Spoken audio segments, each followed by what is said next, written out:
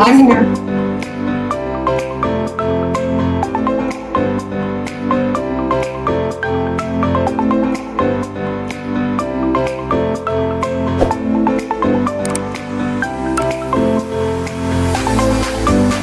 I could call to order Kathleen Allen, Here. Tom Chapa, Here. Heather Del Conte, Here. Pamela Dowd, Here. Lisa Glidden, James McKenzie, Here. Hi. Linda Serino,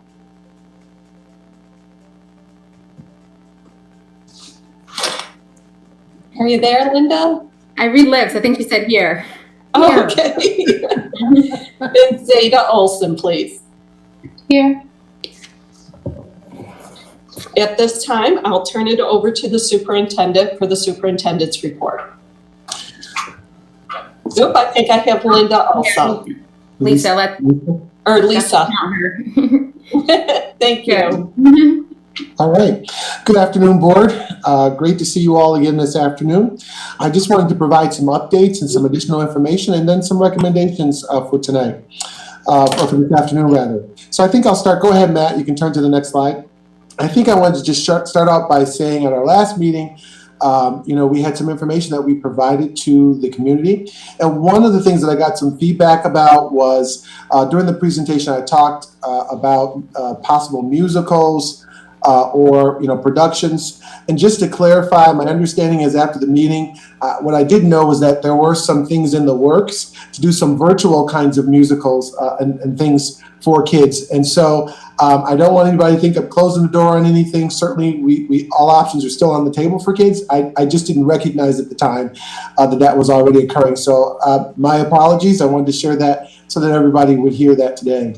I also want to let folks know, we've heard from other folks in terms of the arts, theater, and marching band. So we've not forgotten about any of these areas. All of these areas are important to us. We're at this time, we're trying to really focus on reopening our schools and doing that in a very safe way. So a lot of things that people might be interested in doing, we may not be able to do right now. However, there are still some things that may come in the future as we start to reopen more one piece at a time. So time is truly of the essence with athletics. And let me just go back. I know some people have talked a little bit about marching band. So we know that the marching band season has been canceled. And there is no competition at this time. Our athletics, we do know that season has not been canceled by Section 3. And time is really of the essence with that piece. So I'm going to kind of move those other pieces aside right now so we can really focus on the athletics. One of the things that I'd like to share is that, as we move forward again, we'll look at the other areas. But with respect to fall athletics, we know from our last time that a couple of things can be offered: tennis, golf, cross country. The swimming has been moved, and also what's offered now is soccer.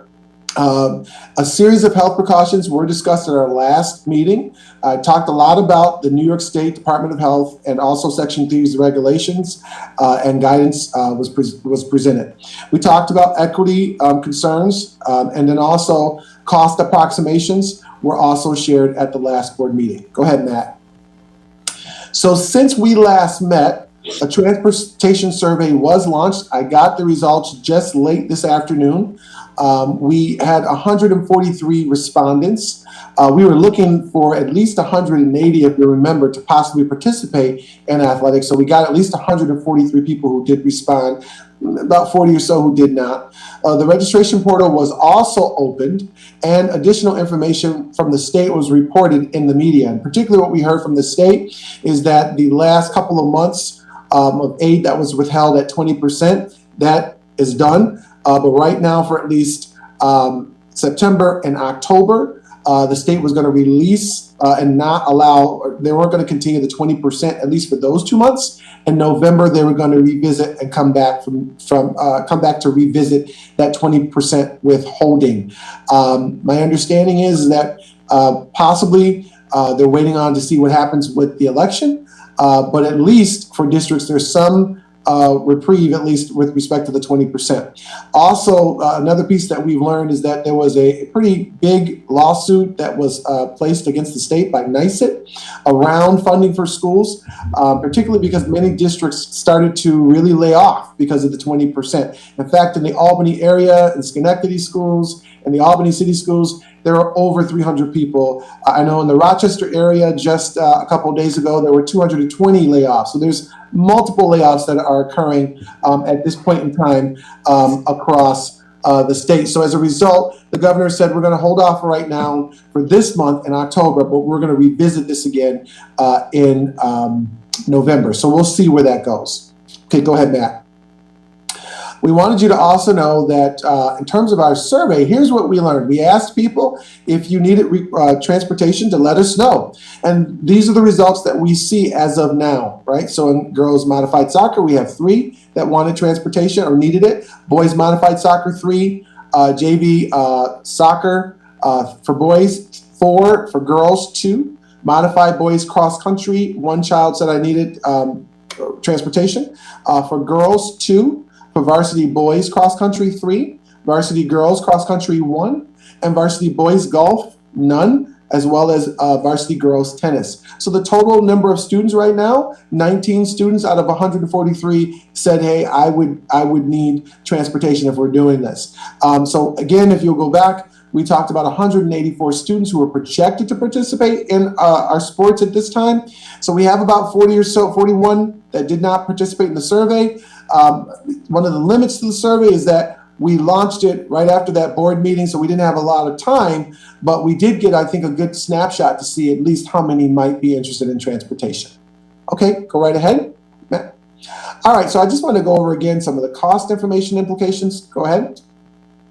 And this is the chart that we placed up the other night. So certainly, you know, in terms of transportation, there will be some reductions in costs around transportation, but this is the chart that we put up. And at the time when we met, we shared that if we were to do all of the different athletic areas, that the cost would be around an additional $149,000. So again, a lot of the transportation would not be needed as much as we thought. At this time, again, we have another 40 or so students that we don't know what they need, but roughly 20 kids would need transportation at this time. Okay, go ahead, Matt. So in thinking about tonight's meeting, I wanted to share with the board that we were thinking through if there were other options available that might meet our needs, what would those options be? And as an administrative team, we talked together, and I wanted to share that with the board. So, you know, there are 3 options that we thought of. The first was the option that we talked about the other night. And you knew what the additional cost was with that. So with respect to information around that first option, you know, we knew that there was going to be some increased costs. With respect to health and safety, there are some risks that were involved, as we discussed that at great length the other night. With respect to equity, you know, by providing transportation, we knew that we'd be able to provide more opportunity and access for all kids. And then with transportation, again, we talked about providing transportation for kids to practices and also to events. Now, so that would be the first option, the option we talked about the other night. The second option that we talked about as an administrative team that I'd like to share with the board has a lesser cost, and that cost would be about $87,000, and we'll go over in just a moment. But that option would be to really just go with having varsity sports this year. So, you know, one of the things that we've heard from the public is that, you know, there's concerns about kids getting recruited. Some of our kids have been playing for a long time and they would miss the opportunity over, you know, after having played, you know, and this is now their senior year or so. And so we looked at this as an option, right? Why would we do that? Well, one of the main things that we're concerned about is manageability, but also health and safety. So what this option does is certainly it does bring down the cost.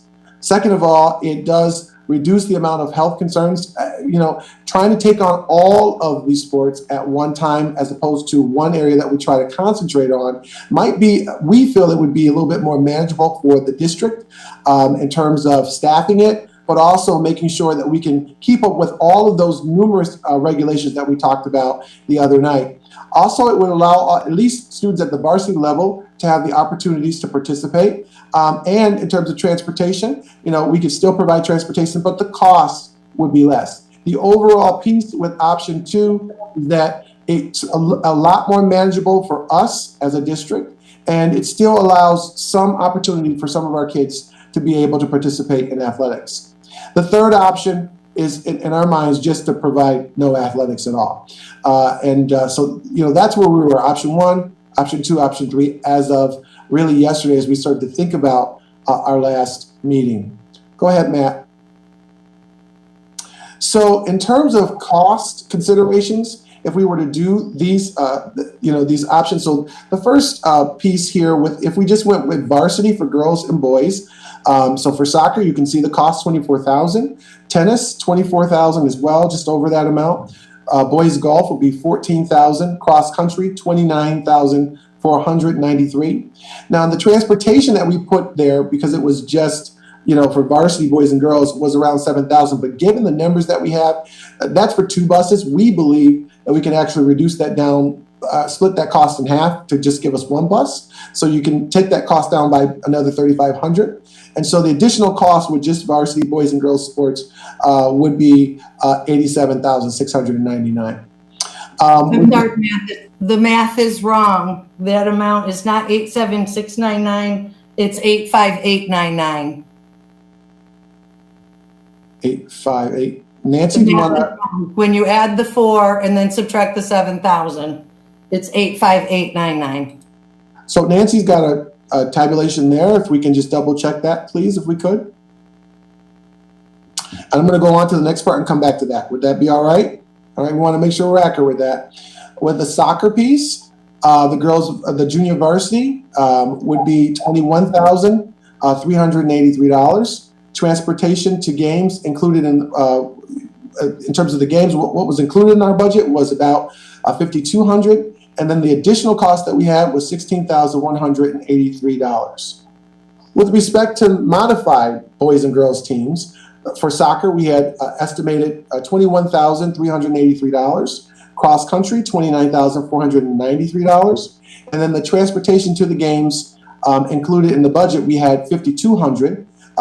The additional cost due to COVID-19 would be $45,676.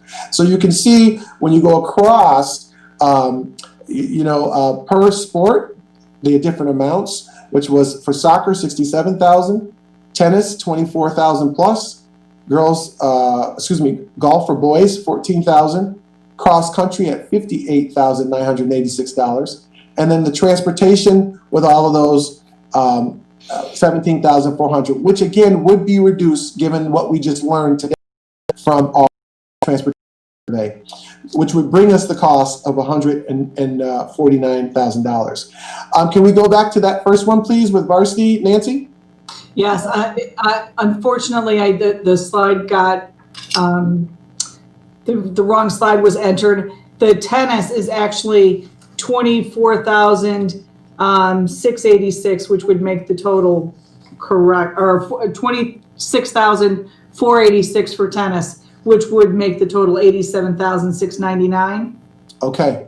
And Dr. Calvin, the $7,000 for the transportation, that is the amount that was included in the budget, so that would not be halved. My apologies. Thank you. No, that's okay. But if we were to go based on the survey results with 1 bus for all of those students, we could decrease the varsity budget by $42,000 if we only went with 1 bus to pick up students for practice. Everybody understand that? We all okay? Because we wouldn't need a bus for golf, we wouldn't need a bus for tennis, and we wouldn't be doing modified, and we just would have a bus for varsity sports for those few children need transportation. Everybody Can I clarify real quick? Sure, go ahead. If I remember correctly, in the budget, it was talked about different sports, because they need to go to different places, may need their own bus route. So we were thinking about hitting the 4 quadrants for each sport. Are we talking about 1 bus for each sport hitting every quadrant? Or are we, yes. For varsity, yes. Okay, so each sport, and so the timing of a bus to get around our entire district to meet a 3:30-ish start time is doable? It is, if we know who those students are and where they're located. If they are at the 4 different quadrants of our district, that may be more difficult. In addition to if they have the same practice times. We don't have that information yet, so we're just doing our best to give you the information as we have it. Sure, no, I appreciate that. It's just as I'm trying to imagine, because you said you had to really disinfect, because you had staggered releases and all the elementaries are being let out. Those buses have to go through a process, and then you have to not go to a bus do a quadrant. You have a bus do the entire district. That's how I was imagining the math. Thank you. Right. But if there really is only 3 kids, right? Can't you take something much smaller than a bus? We have smaller vehicles, but they are not really roadworthy. Okay. Well, and you have to socially distance. So you can't have 3 kids within a certain distance of each other. You have to socially distance. Yeah, the social distance apart. I get that, but we have smaller buses. We have like the small bus where you could easily socially distance, right? 3 kids. You wouldn't have to have the big buses. That's true, but we always plan for the worst case scenario if someone's parent can't take them that day and they call up and say, I need a ride, so. So could we take a smaller bus? Yes, we could. That is certainly possible, right? Which might bring us some additional reductions in some of the costs, right? So, here's the thing. I think the point we want to share is that the cost could go down significantly and some, now because we know as of today what the transportation needs are, we expect a reduction in that price from the $149 from the other night. Okay. All right. At least by, again, about 40, we said 42,000. I want to make sure I got that number correctly. Am I correct, Nancy? $42,000 would be a savings off of that. So it would be the $87,699 or minus $42,000. So a cost for the varsity boys and girls would be $45,699 if that option was chosen. Everybody okay with that? Are we good to move on? Okay. I just have a question about the roadworthy. I mean, this is kind of it's kind of on topic, but kind of off. The transportation, we add to our fleet every year. Didn't we add SUVs? And I mean, I know I've seen those SUVs, the Suburbans on the road. We do have some Suburbans. I would have to check, Kathleen, because I cannot recall whether we added any Suburbans last year. I know that the 2 Suburbans that we have been repurposed, and we did cut some out of the budget and only ordered 2 buses this year due to budget constraints. So I would have to go back and look, but the ones that we have are not really roadworthy, and because we use them a lot for the McKinney-Vento runs and we have a lot of mileage on them. And then, as Jim said, you cannot social distance on those in those Suburbans. I'm sorry, can I just ask, I thought it's masks if you can't social distance if you can't social distance, you use the masks in the vehicles. We do, but our regulations for transportation for bus drivers, they are being told that they still, even though they're masked, the students have to be 6 feet apart. So in a bus that seats 66 students, we're only putting 22 students on a bus and having them diagonal. Copy. Thank you. Thank you for clarification. Great. Okay. Okay, go ahead, Matt, to the next slide. So where would this additional money come from? Whether it's the 40-some-odd thousand or whatever the amount is. So here's our thought. My thought would be that we could do a couple of things. First, if you wish to, we can always dip into reserves, which is something I would ask that we kind of really consider. We don't want to dip into the reserves quite a bit.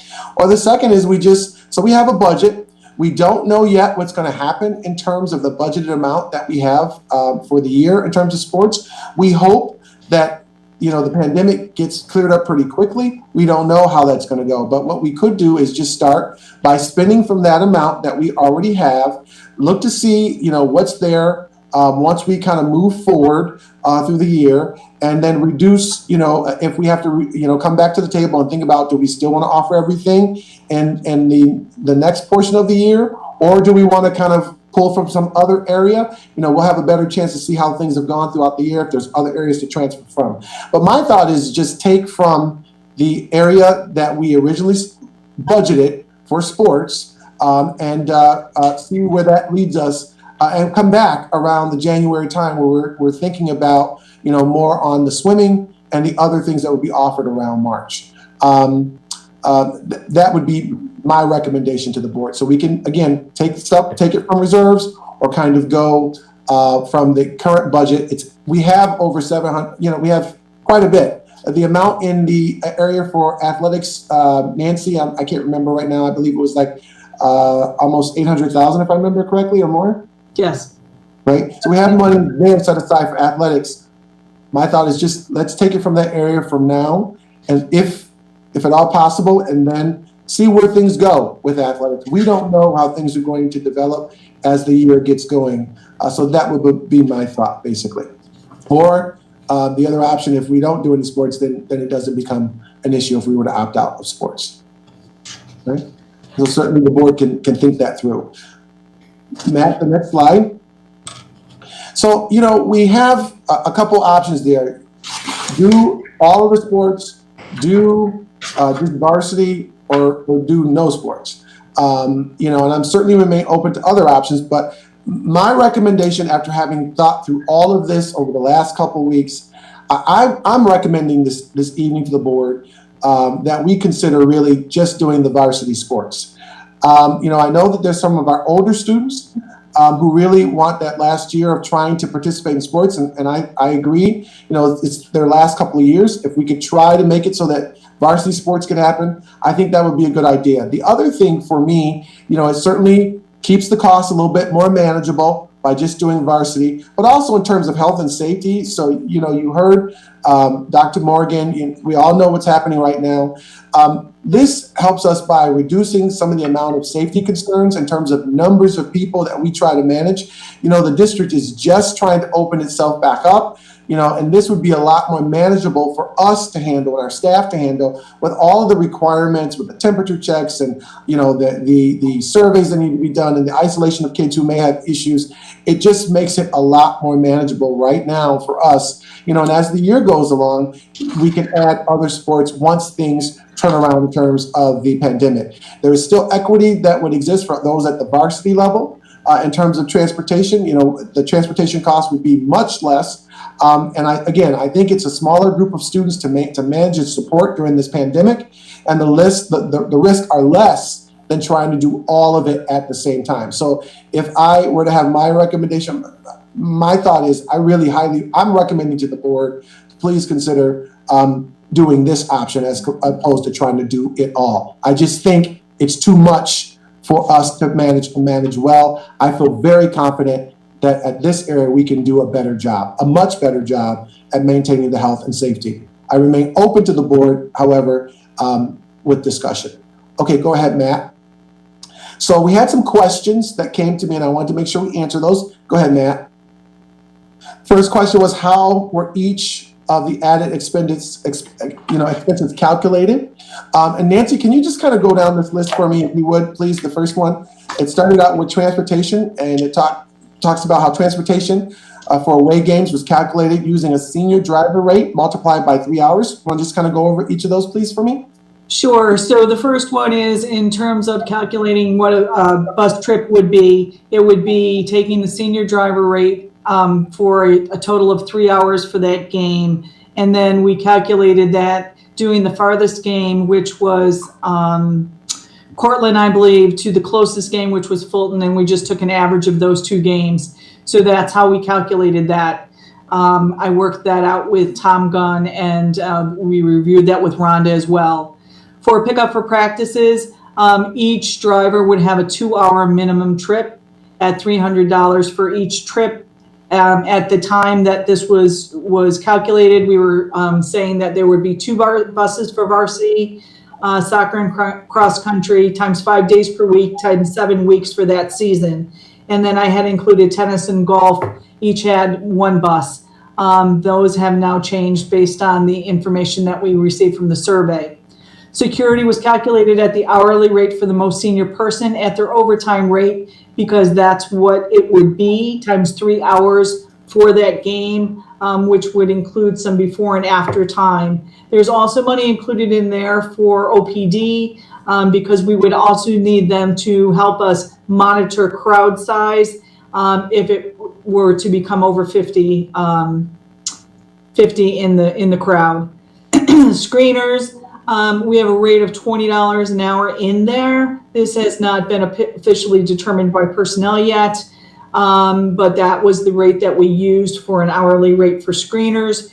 Cleaning and equipment was based on an hour after each practice at a custodial rate in order to go through all of the equipment and have it sanitized and cleaned. And then for custodial services, for restrooms, bathrooms, anything like that, we were just using straight time. Signage is just an estimate. It's just a one-time expenditure unless we have to replace whatever we provide for signage in the close to the fields or in our buildings. Additional field markings will have to be redone continuously, because we will have to mark where visitors will have to be, and the spray paint that we're using for the fields does wash away, so that will have to be redone in order to mark off social distancing. The nurse was calculated at a rate of 1.5 time, 1.5 for overtime.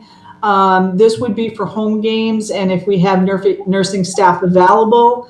I did put enough in there in the event that we would need 2. And hand washing stations, I did calculate 2 in the projections, and that it could be anywhere from $750 and up.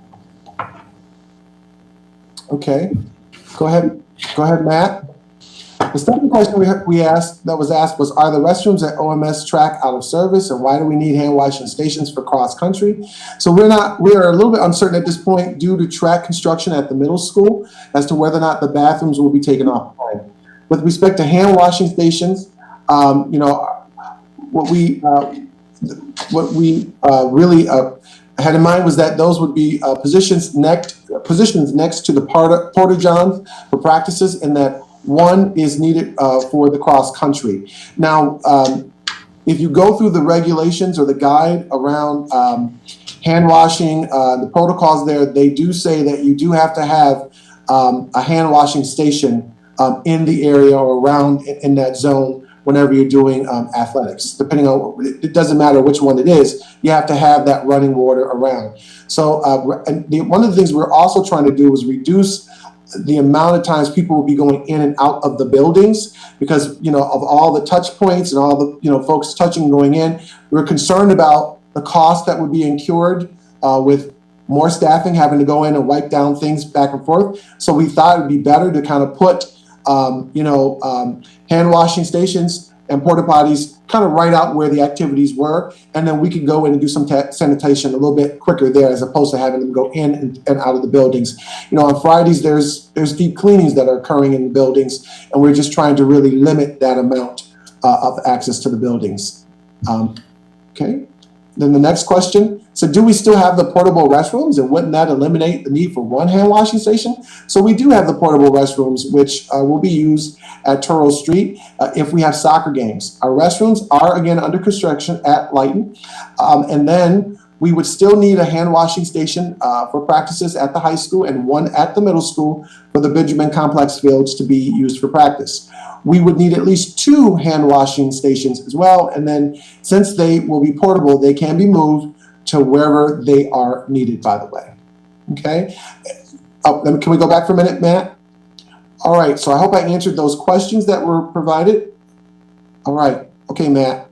So again, as I said to the board, my recommendation is, if we're going to be doing athletics, I would really recommend, because of the manageability, that again, we really consider doing the varsity sports at this time, and then build from there.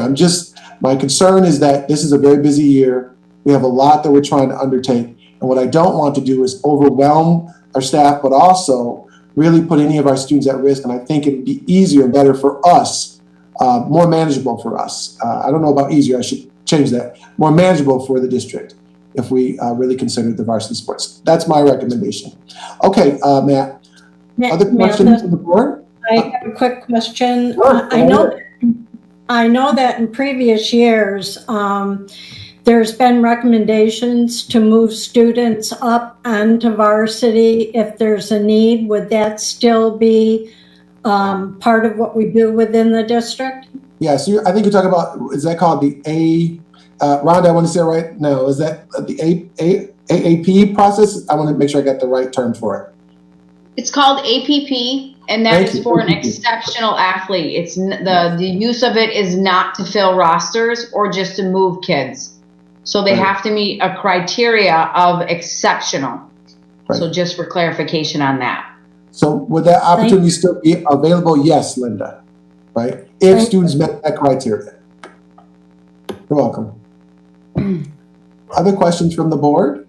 Okay, I'd just like to make a point here. What we're going to do is if you have questions, go ahead and ask Dr. Mathis, but we'll wait for discussion till after we have a first and a second because his recommendation will stand as a resolution or as a motion. So right now, if you have any direct questions about just his presentation, we'll do that now, and then we will ask for a first and second on his recommendation. I have one. Is it an interpretation? Because I looked in the NISFA guidelines and stuff, the screeners for visitors, like Oswego County is having, I saw it in the shopper today. Hold on, let me see if I can find it. They're having a drive-through. Got it, hold on. Job seekers and employer vendors to an outdoor job fair. And that's an outdoor job fair. This is the county. COVID-19 regulations will be followed throughout the event. All attendees will be required to wear a face mask at all times and use hand sanitizer upon sign-in. It will be a walk-through fair, foot traffic guides, to maintain traffic in one direction. So again, I am still questioning that we have to screen our visitors when we're at outdoor events. Right. So I understand the question, Pam. Thank you very much. So I can't talk to what the county does, and county runs different from schools. School settings have different regulations than sometimes you would get in regular public settings. So as you go through the NYSFA presentation I gave the last time, I actually gave the page numbers and where these things were found there. So they do have that information there around screening. Now it says that you can't force a person to participate in the screening process, and you can't force kids to do it, but that you should be doing those things. And honestly, I would be doing it even if it wasn't in there. I mean, we do it for all of our staff when they come in our buildings, all of our visitors. Why would we do the opposite for an athletic event, just because it's an athletic event? Because it's outdoors and it's not inside a building and it can be socially distanced. I hear you. I would honestly say, Pam, if you're asking me, two things. Number one, I'm just going through the regulations, which do indicate to us, and we've actually reached out to have clarification on a number of those items. Okay. What we've been told is that you really need to be having screening in place, temperature checks in place, masking in place. However, you need to also know you can't force people to do things like that, but you really should be trying to do it to the greatest extent possible, especially now when kids are in the area, right? I'm just checking because the wording was if applicable. Right. And it would be applicable for us. We could do it. Copy. Thank you for that clarification also. Yes. No problem.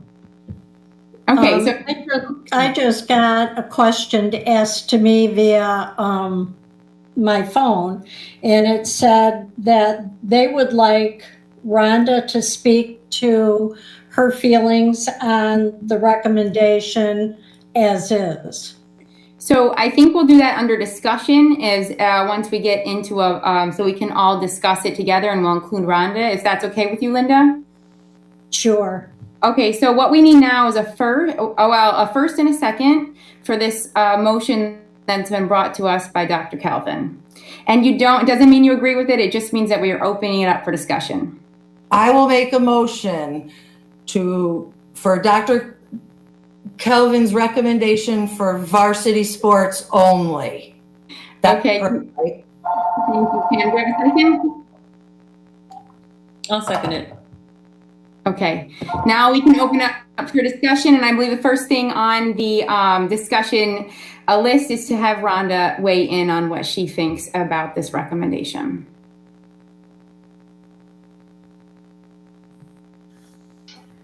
It's a very tough recommendation to have, but I do believe that for the safety and to ensure that we can provide something for our student athletes, that I think Dr. Calvin's recommendation is something that is a viable option that we could definitely do safely. Thank you. Okay, other thoughts about the resolution, potential things you'd like to see? You can offer amendments to the resolution or just discuss it as is. My concern is soccer because it truly is very similar to a contact sport. Yeah. And I don't see how these children can play soccer and be safe. So Linda, do you feel strongly enough about that to make it an amendment to this motion that we remove soccer from the varsity only motion? Or are you just putting it out there for food for thought? Food for thought? Okay, that's safer. Mathis? So I can't put motions, but I would be in agreement with Linda. If we're going to do things, certainly I gave you a recommendation, but if the board would be willing to remove that piece, certainly that would also help to bring down some of the concern. Right? Okay, I so make a motion to amend it to remove soccer. okay, we need a first and a second on the amendment. Well, actually, Linda is the first. That's her first, so we just need a second. I can second that. Can we just discuss this before we start making amendments? Because not everybody has discussed the original. Well, we'll go back to it. So what we do is we'll just now discuss the amendment and then we'll vote on it and then we go back to the original. So we might end up getting like 3 amendments. we might, but that Just might be- discuss it, and then we can make an amendment, yeah. So going forward, we can do that. Unfortunately, we're already a first and second inside this amendment. So we need to discuss this amendment, take a vote, and we'll go back then and do it as you'd like to, Kathleen. So is there discussion on Linda's amendment to the motion? Which is to take soccer off the board. Yes. I don't know how I'm not quite sure how we overjudge NISFA, who has said that this is one of the low contact sports. Now, I'm not saying that I agree that it's low. I totally think it's a mid-level, but I'm not sure how, I guess that's our ability. We have the right to do that as it's in our district, so. Excuse me, Magic, and NISBA Yeah. has not identified soccer as a low-level sport. It's actually identified as a mid-level sport, but they've included it in the sports that are allowed to be returned. So it's not a low-level sport. It's been included. Rhonda, I stand to be approved. Am I correct? You are correct. So low and mid-level, but Correct. Yes. soccer, but they call lacrosse not a mid-level, but a high level, because they seem like semi-similar, but. Yeah, Pam, there's been a lot of craziness. Like, why would this even be grouped in together? I'm in agreement with you. Yeah, But so if I can pipe in here, it seems to me as a lot of these things, if you read them, especially over the iterations as they go, people have to make decisions. And sometimes it's a group of people and sometimes it's one person, but a lot of these decisions are the best choice. And it's somewhat arbitrary if you don't agree with it. And if you agree with it, you think, oh, that looks right. I know at least for NCAA, they started with soccer being mid and they moved it up to a high. I'm not sure if you ever heard about that one, Rhonda, but I believe I remember reading that NCAA reclassified that as a high. So even within one system, they change as things change in life. And I'll go back to kind of what Dr. Morgan said. He didn't see, my interpretation is that he did not believe it was safe. He did not believe people could be distanced in that sport. And having my children have played that sport as very young children, it's not a sport where you're going to get a ball away from somebody if you don't get close to them. It's the nature of the game. People taking headers, how much stuff comes off? You know, so I thought I'd just say that because the classification, we can agree on whether they're made properly or not. A lot of this stuff's arbitrary, and it does change. Yeah. So I also just tried to do some research to see how soccer was classified, and both as far as I could tell, I mean, the U.S. Olympic Soccer Committee and I can't remember now if it was the American Soccer League. So like for the Olympic one, they're saying that like, even if you go now, like there's no contact training and no interaction with other teams. So that's, for like the Pennsylvania Youth Soccer organization. And for the U.S. Soccer Association was basically, here are things you can do on your own at home to keep fit and training while we're not having the training, while we're not having our regular practices. So I would vote in support of this amendment to remove soccer and just move it to spring with the other higher risk sports. So in terms of moving soccer to spring, that would have to be done by the Section 3 group to move it to spring. So if we just move it from here, that just means we're not going to do it this fall. Basically. Okay, got it. Thanks. Okay. All right. Okay, are people ready to have a vote on this amendment? Just nod. I have a quick question because I don't know how this is set up. If I remember reading correctly, within our own Section 3, the Frontier League, 12 of those schools all decided to say no fall sports at all. If they held soccer, could we theoretically compete against them in the spring? Can those kind of things be worked between leagues within the Section 3? Rhonda, would it be all right, Heather, if Rhonda kind of talked a little bit to that? Be all right? Go ahead, Rhonda. Yeah. Yes, that was a discussion. So Fulton opted out and they're going to participate in fall 2. Syracuse City School, which is in our league, has also done that as well. And I think the next closest is Solvay as well as the Frontier League. So I was contacted today by them inquiring about creating a schedule because they knew we were on the fence about creating a schedule for what it would look like between all of the schools that I just mentioned of opting out and then choosing to do fall season 2, which would be all of these sports that we're talking about. So yes, we could create a viable schedule that would be competitive with those teams, those schools. Are those schools located further away than our normal scheduled schools? Obviously not Fulton, but compared to who we currently play, if they are off into the fall number 2 seasons, is our transportation cost going to be a little more because the schools are further away than what the regular season schools are? We would only be traveling between Oswego County and one other county versus 4 that we travel to now. Because we go to Cortland, we go to Onondaga, we go to Cayuga for Auburn, and obviously Oswego. So I don't know the actual mileage, but I know countywide it's different. It's less. Yep, thank you. And Rhonda, what percentage of our conference is that? I mean, is it half or is it less than half? Right now, in our league, it would be Syracuse City is in our league, Fulton is in our league, and we are in our league. So for us, that would be a third of us. But with Syracuse City being so big, we could create a viable schedule. And then we would reach out to a Solvay and we would reach out to the Frontier League if they would want to participate, once we know decisions and once we get closer to what goes on. And this could be sport specific, let's say we went ahead with varsity sports for everything but soccer, we could still do this with just soccer, or is this an all or nothing?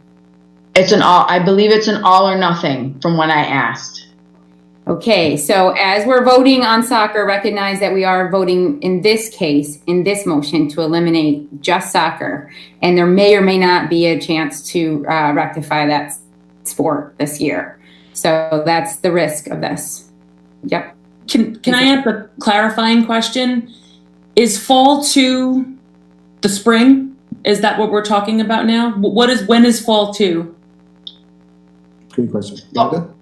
Fall 2 would start in March. So what they would do is they would modify so that winter would go, and then you would see a fall 2 season, and then you would see a spring season. So those other school districts that you mentioned that decided not to do any sports now are going to have a competitive season in the spring, they hope. Correct. And that's why they're calling it a fall 2. They're just not in incremental order. Okay.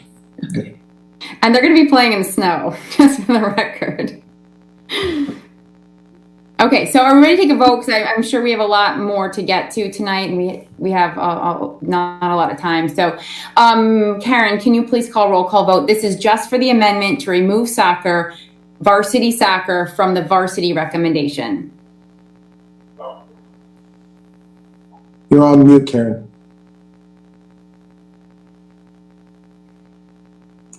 Kathleen Allen, No. Tom Chapa, No. Heather Del Conte, No.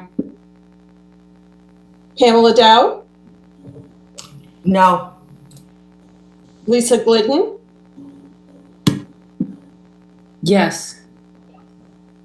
James McKenzie, No. Linda Serena. Yes. So there Okay. would be 5-2. Okay, so we're not now removing soccer at this point in time. We'd go back to the original resolution, which is varsity only. Is there more discussion to have before we take a roll call vote on that? I would just like to point out that in the expenses, cross-country uses no equipment. There's a $500 cleaning equipment. The equipment is all the kids. What would we have to be cleaning? Rhonda, can you talk about equipment that might be attached to cross-country? There will be a little bit of equipment in regards to the chute. So if anybody touches the chute as they're coming through to the finish line, we would need to make sure about that gets cleaned. Any of the areas of where they're going to warm up and different things, if we do have to get them inside a space to be able to warm up efficiently, if it's starting to be a little bit of inclement weather, those kinds of things that we have to put into place. Okay, thank you. You're welcome.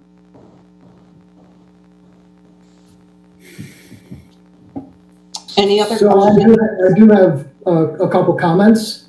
I'd first like to really thank Heather at the end of last meeting encouraged people to reach out to us. And people did, and I appreciate that because getting thoughts from multiple people, different perspectives, it really helped us to think. And I'm glad that everybody, and I'm also thankful to everybody here and the fact that you're willing to take more time to meet and think, because I've had a chance to think about this a lot. And we talked about the budget a lot, which I'm still concerned about. Even though the governor's ponying up a couple months worth, there's nothing about the $518,000 that he hasn't paid us yet. And $518,000 is a lot, especially when you look at, we've already taken out of reserve $800,000 plus to do the technology to get through COVID. To be frank with you, I voted no on that last vote because I didn't want soccer separated from all the rest. I think we should be moving lock, stock, and key, especially when interacting with our other Section 3 neighbors. I think if things are great in March, I think we really should give them an opportunity to do that in March. But I heed Dr. Morgan,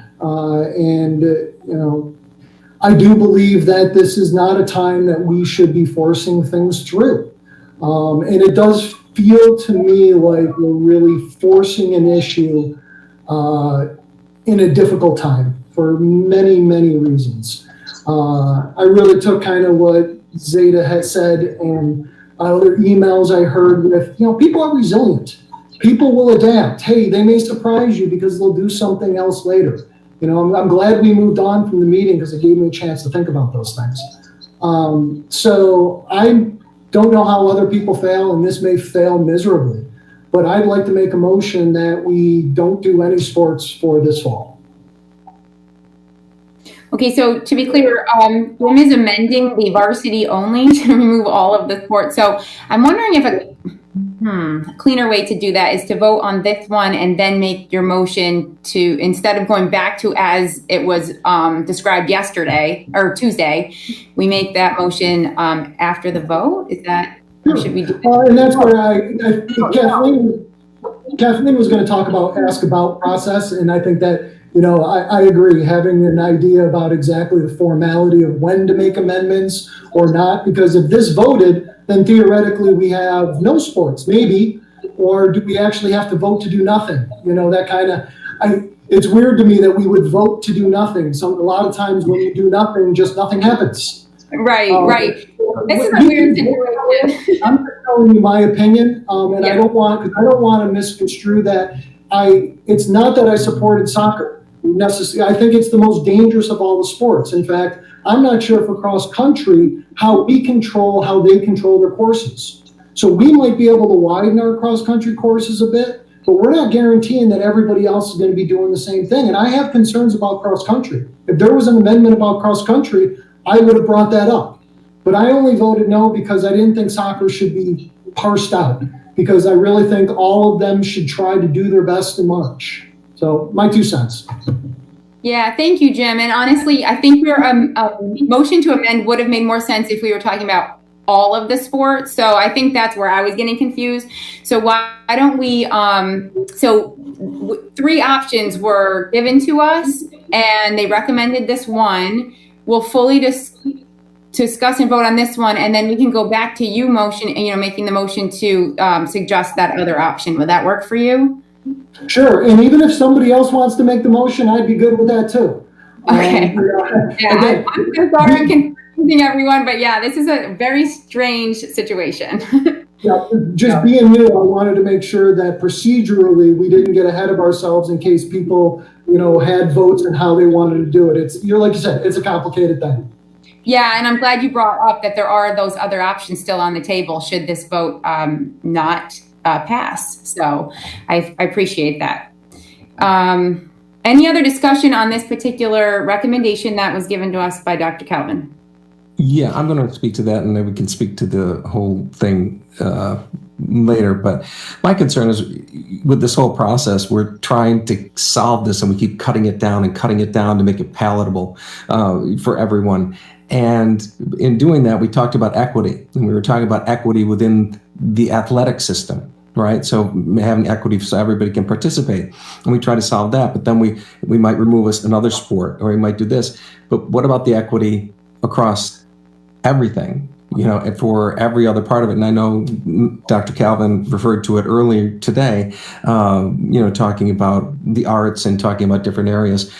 But I feel like we're taking this and trying to accomplish this, and we're really trying to work to solve this problem and not looking at the whole thing, which again will come back to education and the level of complexity. So in the solution that we've come to is, okay, we've made it less complicated in these complicated times, right, to try to take a little stress off the district, but at the same time we've winnowed it down to fewer and fewer people, that we're putting more money on.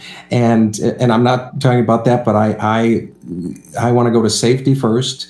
And with everything else that's going on around us, including the college reports that are happening there, what's happening in Baldwinsville, what's happening in other things, and see what's going to happen before we introduce another potential network for spreading of COVID. So I just come back to that.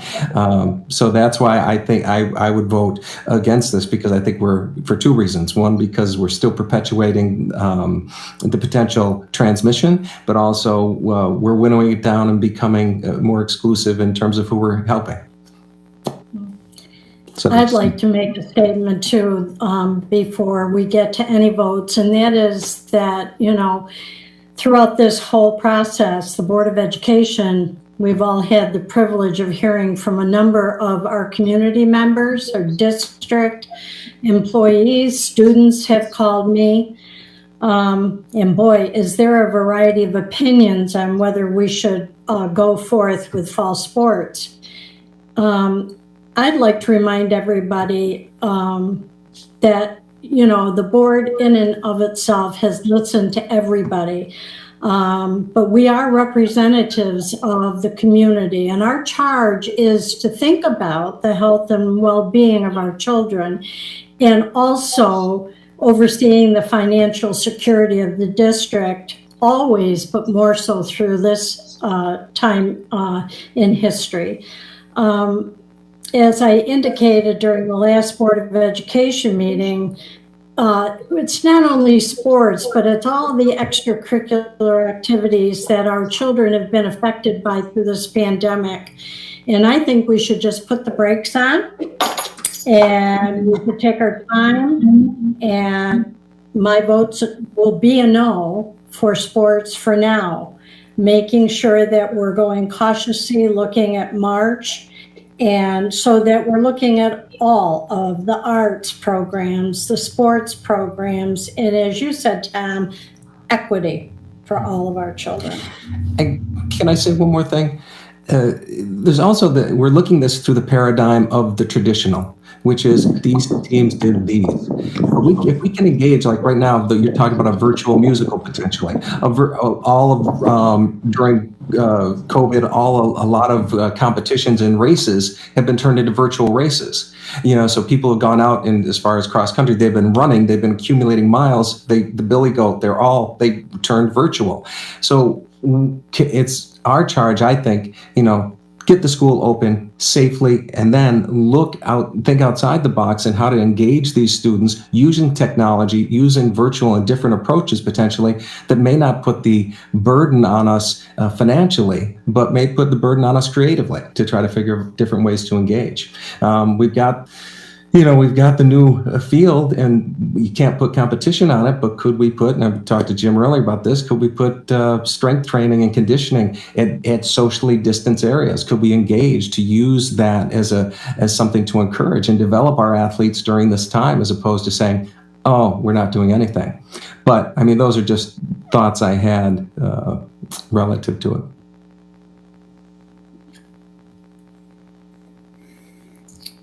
Yeah, Okay. thank you. Go ahead, Kathleen. Sorry. Okay. I've got a lot of things going through my head. I don't like it seems exclusive to me to just say varsity and not include a wider group of kids to have more opportunities for more kids. Again, at the last meeting I brought up marching band, that kind of stuff. I'd just like to see that. I guess what I keep thinking through on this is this is what the state has given us. This is what they said we could open. This is what these are the sports that they said we could do. We've got to learn to live with this. This virus isn't going to go anywhere. It's going to be around. It's not going to magically disappear. And we've shut down life for months, and now we have to get into the mind frame of how do we live with this? Not how do we stop living and stay in our homes? How do we live with this and teach our kids to do things, wash their hands? You don't go somewhere if you have a fever. You don't. That's where I keep coming back to, because I am concerned, like I said, about the. CDC came out and said. Or CDC or the WHO, one of those two, about the suicide rates being higher. And I'm really concerned for our students and that kind of, and Zeta had even mentioned, that at the last meeting where she said, if you're in a bad place, call somebody, reach out to somebody. We have a huge contingency of kids in our district who home is not a safe place sometimes, and we took their safe place away when we are telling them to stay home now.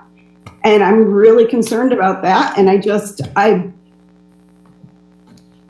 like to see not just varsity, I'd like to see modified as well. I'd like to see us move forward and teach our kids how to manage it. We need to learn how to manage it and how to live with it, because it's not going to go anywhere, I guess. And I liken it to when our kids driving a car. What's the highest males between 18 and 25 have the most car accidents, whatever. But yet we still allow them to, because we've taught them to do things carefully and cautiously and safely. And that's where I'm coming from on this. I'm not trying to endanger anybody's lives. I'm not being selfish.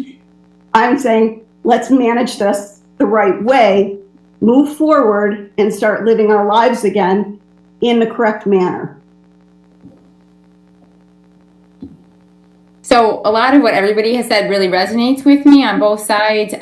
Just one thing I'd like to say is I think when the state limited the numbers, we kind of took the social, emotional well-being of our kids kind of off the table, in addition to some of the equity issues, because cross country was usually a sport, modified cross country, you could have like 50 kids on the team. And it was a great place for those kids to fall. But that's been taken out of our hands already. No matter how we vote, that's been taken out of our hands. So I think we already have to be incredibly creative. I think you're right, Kathleen. We do need to learn how to live with this. I think varsity only is a good compromise because we can start out slow and figure it out with the older kids, and then use, but hopefully, like some of the things Tom's saying, to be able to brainstorm other ways we can reach out to the kids in a real equitable manner, and really kind of meet their emotional needs, their social emotional needs in other ways. And hopefully we learn from this in a way that we can then extend it as we go and broaden it as we go. But the state has unfortunately already taken numbers out of our hand, which stinks. But it is the nature of the beast right now too. So I'm actually in support of this. I think it's a great happy medium, and I think we'll learn a lot. And I do think we kind of owe it to our older kids to have a chance at it anyways.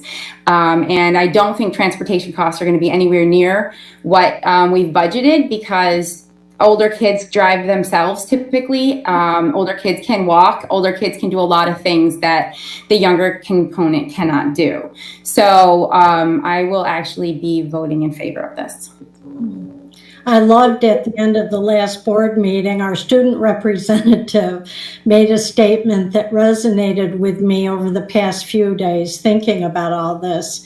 And she said to all of us something similar to, our students are very resilient and they're capable of finding new hobbies and new ways. And families need to step up and to become active family members again and find ways to engage their children in healthy activities around the home and on the farms. And so I just wanted to put that out there because I thought she was eloquent at the end of the last meeting. Yeah. Thank you. I think it's a happy medium. Varsity only is a compromise that I could live with. I can support that.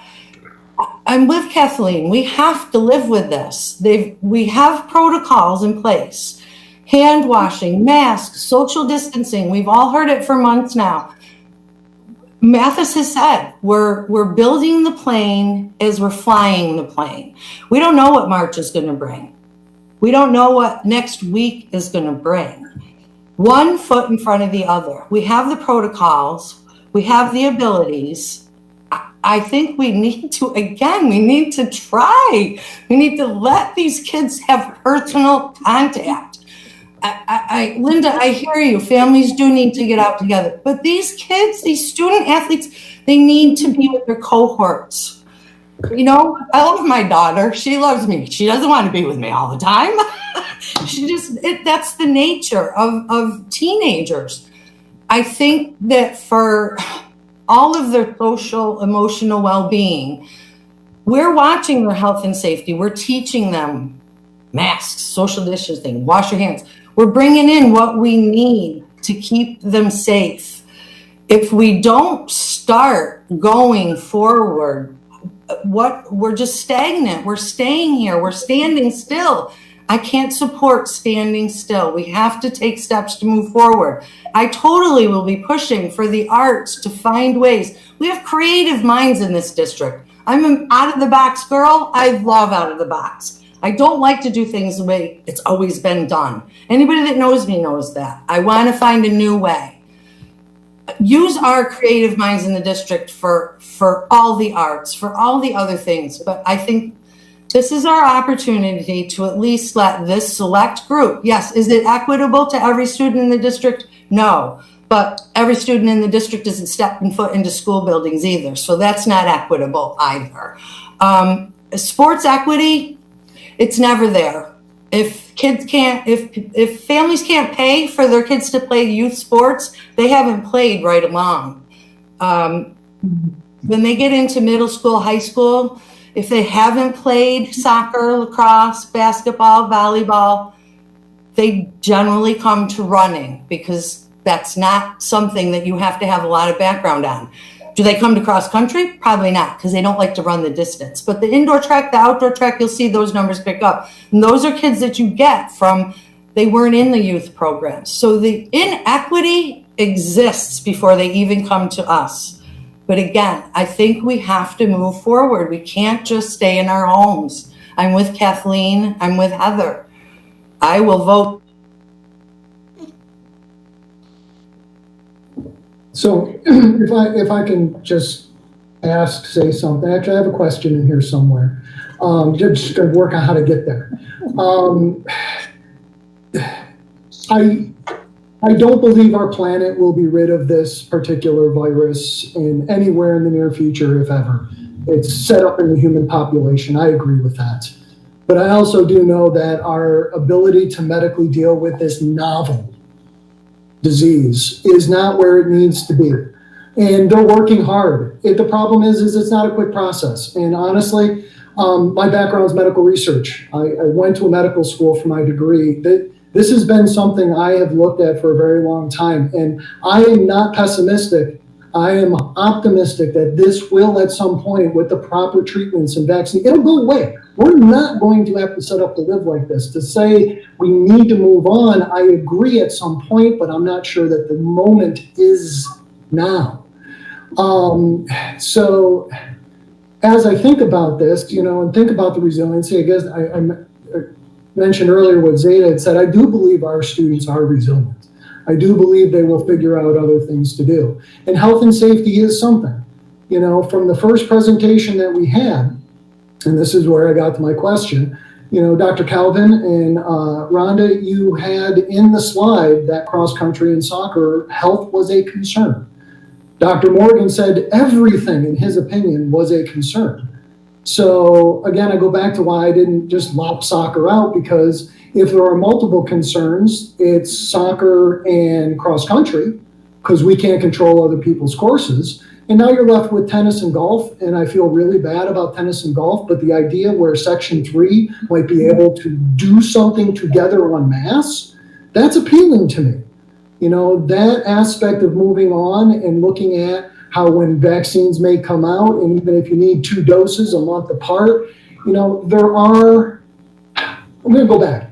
I am optimistic. I'm irritated that we haven't been able to get there quicker, but the irritation is irrational in my mind, and I try to tell myself, don't be irritated, because we want to move forward, right? But that's not the way this system works. You can't. The vaccines, the medicine, many people are not dying because we know not to put them on ventilators right away. We didn't know that January, February. And so my thought is if we do everything, do it at once so we can concentrate on that reopening. We can know what our financial situation is, and we can walk lockstep and say all our athletes are equal. No particular group is better. And yeah, we feel really bad for our seniors, but we feel bad for everybody. And I do. So I want to put that out there, because I do get we need to get out there. We need to learn to live with this. But I think we need to do it in a way that is a little slower than what this proposal is doing. Thank you, Jim. Okay, is everybody feel confident enough that they at least have enough information? Now, can I just want to know, so Rhonda, they're saying, the NIFSA rules are saying not 12 students on the team, but 12 students would be able to travel, correct? Or go to a meet. Is that correct? You're muted. Okay, I couldn't get the screen thing to come up to unmute. So what it is that 12 student athletes for each school per boys and girls, like 12 boys, 12 girls, can be at the meet, because we also have to keep into consideration of the numbers. So even for an outdoor venue, it's considered a gathering. So we have to make sure that we only have 50 that are there. So with us having 12 for boys and girls varsity, another team doing that, you're looking at close to the 50, and you've got to have a trainer, supervisor. So you're getting close, and then, you know, they say 2 spectators per student athlete. We're kind of figuring out how that can actually happen with the teams, but that's why. So the other kids can't even really be there to, if they are just practice kids, they can't even be there to support their peers. Right, I understand that. I guess I'm looking at these sports and, you know, like golf, boys golf, that's 12 kids, right? Around there, 12, 14 maybe. 12. I think it's 10, but I think that 10. Okay, tennis, same thing. It's usually it's not a very large group of students that are taken on the team. So that's my concern, is how many kids. I mean, if a lot of kids end up wanting to do cross country, if we move forward on this, can you stagger their practices so that, you know, you have the same pods of kids practicing, so that more kids would have the opportunity, so that you're not just taking 12 kids or 15 or whatever. Do you see what is that making sense, or am I not being clear? It does. I think it comes down to daylight and supervision. So with only having a coach and an assistant coach, that would be really difficult, because they could potentially, with more kids, have like a 4-hour practice for the coach's part. Do you know what I mean? And the athletic trainer. See what I'm saying? Yeah. No, and like I'm looking at Sam's baseball team, the way they were doing it when they were allowed to have practices was, you know, it was always the outfield. It was those, you know, they had 6 kids. That was it. That was all that was in their group. And so those kids did their practice, and then pitchers, and then, you know, I mean, so you had those groups at different days practicing, so that everybody's still practicing, just not all at the same time, not all on the same day. So I'm just trying to think, how can we get more participation and have this really be, you know, just an opportunity for more kids? That's where I'm coming from. So Rhonda, not to cut in on you, but I think the state has said 12 kids. So if we want to brainstorm, how can we bring athletics to more people? I think that's probably for a different discussion and vote, because this is really on the competitive. This is about the competitive league play, correct? A varsity league play, and the state has said 12 people. Am I not right about that, Rhonda? You're correct. Yeah. Right, for the meet. I'm wondering how many kids are going to be allowed to be on the team. That's what I'm asking. Yeah. Right, I'm saying we can problem solve that and be creative about that maybe later, but right now for this vote, we're just voting on the competitive play. Right, but Jim got to talk about immunizations. No, your points are really good, Kathleen. They're really fantastic. No, they're great thoughts, but I just think for this particular vote, we need to be focused on just the competitive play, and then after that, you know, maybe expand it. Rhonda? Mathis? Yes, I would agree, and I would be cautious about saying how many people could be on the team or not, because it doesn't come down to just trying to let people be on the team. When you're at the varsity level, it's about competition. It's about, skill set, ability. So if you say only, 20 people are going to be on the team, or 50 people are on the team, or 60 people on the team, we can't just say that. It really depends on once they do the tryouts to figure out who has the ability for that. Again, varsity is really truly about competition. So I would be cautious with saying the numbers at this time, at least. But I certainly can understand your concern and where you're coming from, Kathleen. Okay, Rhonda, how many people were on the team last year? How's that?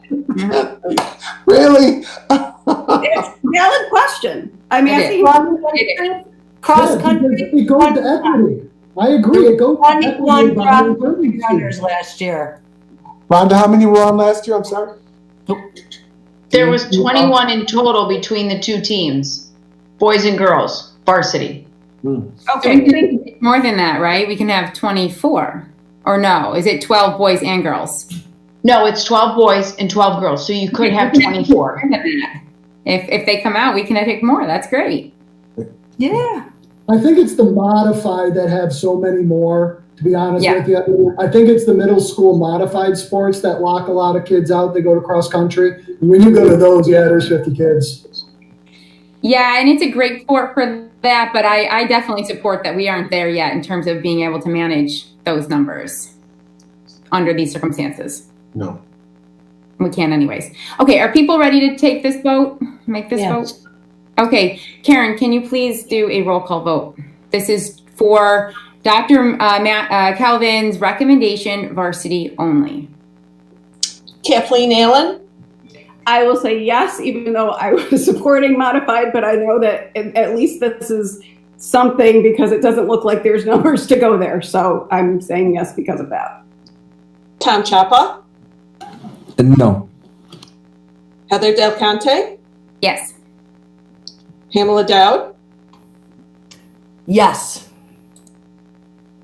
Lisa Glidden, Yes.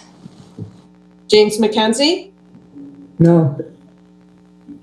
Linda Serino. No. You have 4 yeses and 3 nos. Okay, so that motion passed, so we can proceed to our personnel agenda, correct?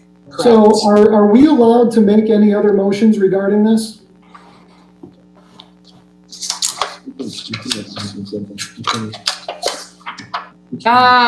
Well, let me explain myself. Yeah. Let me explain myself. I understand everything that's been said, and I agree the kids matter, need to do things for the kids. Also, in this financial situation, if we had all of our home meets or matches or whatever it's going to be, if we out of all of our home things with no spectators, we would save probably tens of thousands of dollars. And I know from Mathis's chart before, when we had all of the sports were being considered at every level, I did some simple math, and if I was right, it was about $35,000. And so my guess is here it could be about 20,000. It's dealing with the screeners, it's dealing with the one-way traffic. So, this is one of the great reasons I think we waited till this time to do it is people started talking, and one idea that came across my bow was, if for the kids, do it for the kids, but why are you spending all the extra money on the spectators? Why? It's an extra logistical problem. So for our home meets, I think that is something we should consider. Jim, you're absolutely allowed to make a motion on that if you'd like to have that on the table, absolutely. So, just if that's what we need to get a discussion on it, I'll make a motion for that this fall season with the 4 sports that we have just approved, that we prohibit spectators at our home matches. And are you referring to both home and away spectators? Yes, absolutely. It's bringing about a mass of people together in our stands under our supervision. I understand for somebody who goes, I go to my kids' meets, right? I see them. I love watching them compete, but if we're really doing this just for the kids, the biggest health and safety thing, spectators is a whole thing that we can't mandate people do certain things. We have regulations that make us want to mandate them. We go back to, well, you want everybody to wear a mask, but you can't make them do it. And I get that.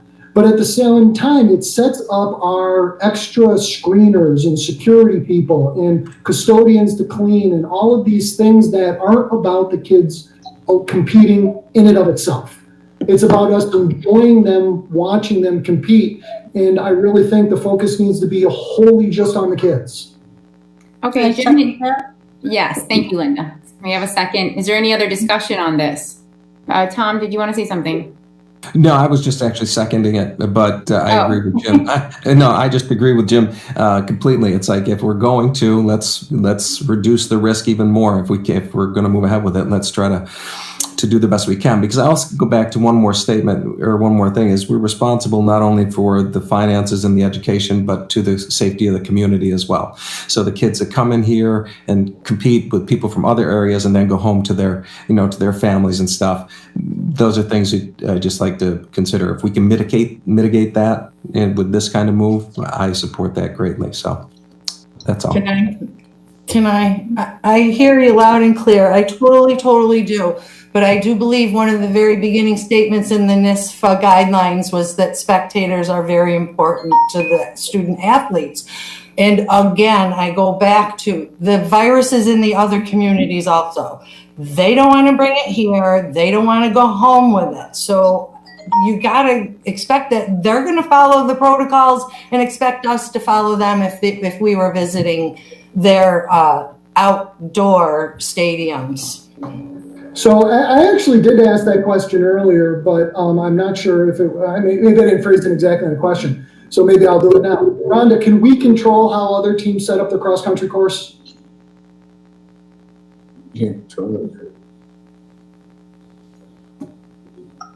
No, we cannot. Right, so we have just authorized cross-country where we can set up our course in a way that is by the NISPA everything. And as you said, Pam, it's very possible that we can assume that they're all going to do what they're supposed to be doing. But the reality is we're going to send our kids into these circumstances, which we ourselves wouldn't be comfortable on our home course as a possibility, right? So I'm not sure we can always assume that other people are going to act in the same exact way that we would.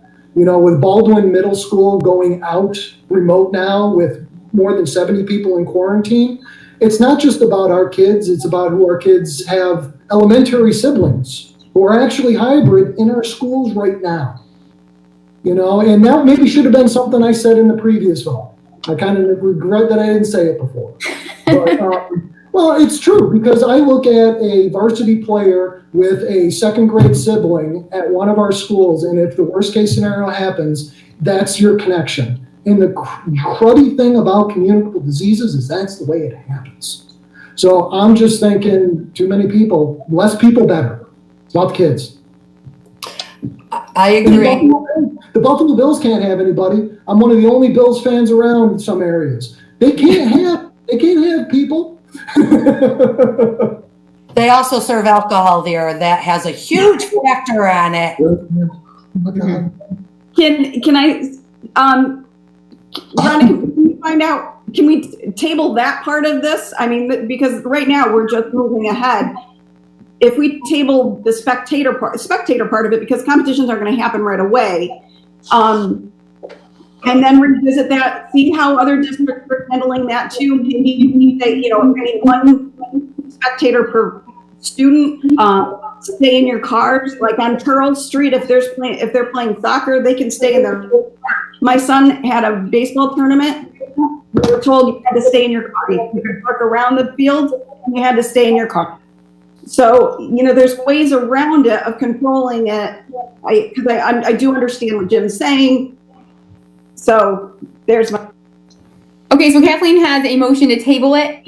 Table Jim's motion for, and I think it does. It's a very important issue. It probably does merit more discussion and more thought. I think, Jim, you've brought up a really good point. So is there a second to her motion to table?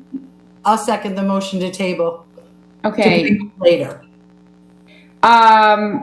Is there any further discussion on tabling it?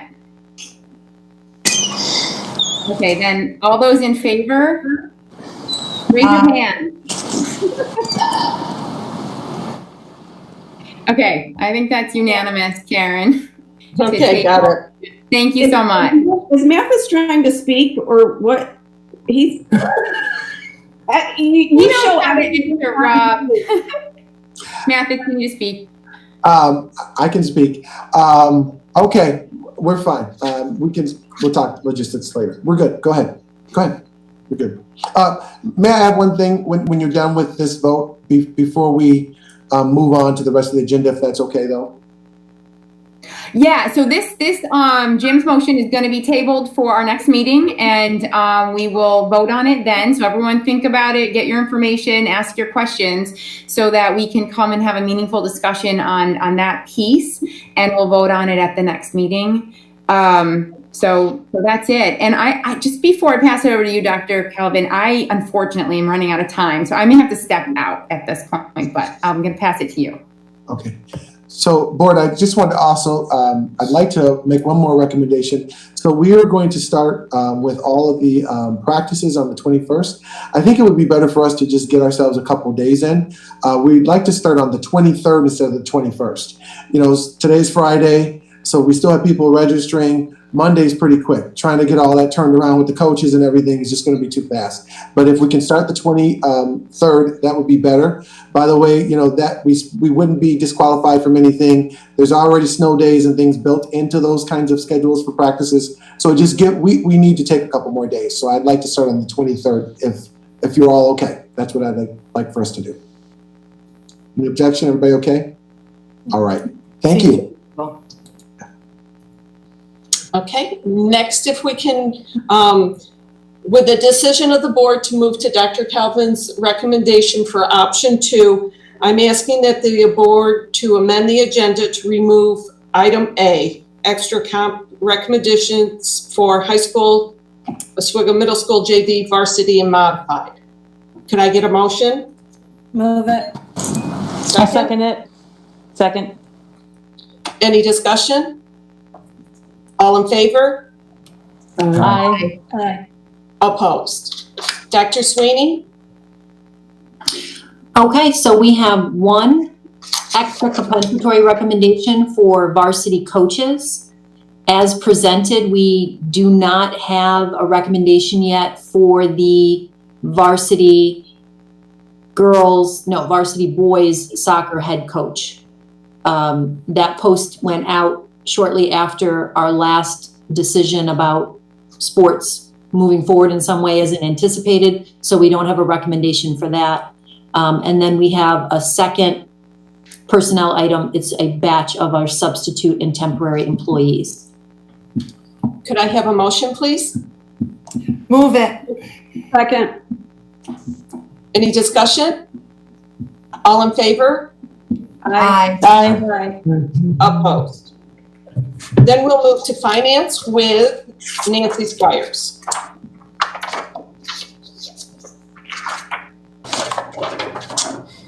And there's one thing on the agenda, and that is to appoint Ferrara Fiorenza as special legal counsel to the district as presented.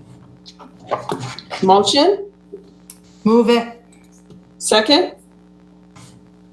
Second? Any discussion? All in favor? Aye. Aye. Opposed? Any items from the student representative today?